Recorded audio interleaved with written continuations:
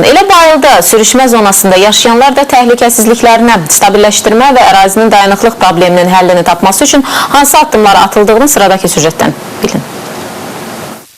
Fövqəladə Hallar Nazirliyi Bayıl sürüşmə zonasında stabilləşdirmə və ərazinin dayanıqlıq problemini həlli məqsədi ilə yerli mütəxəssislərdən ibarət işçi qrupu yaradıb.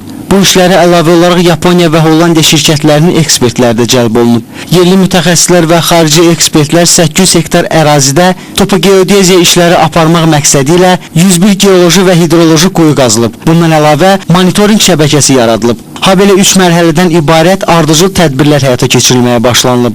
İlkin olaraq əks ağırlıq yaratmaq üçün sürüşmə sahəsinin istinad divarına paralel olaraq 4 terras yaradılıb. Bunun üçün əraziyə 155 min kub metr torpaq da gətirilib.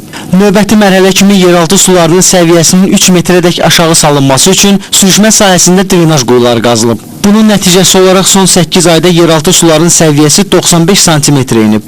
Bayıl sürüşməsinin dayanıqlığı da təmin etmək üçün Yaponiyada istehsal olunan borulardan, svaylardan ibarət istinad divarı yaradılıb. Növbəti mərhələ çərçivəsində aparılan işlər davam edir. Bütün bu tədbirlərin sonunda Bayıl sürüşmə zonasında stabilləşmə təmin olunacaq.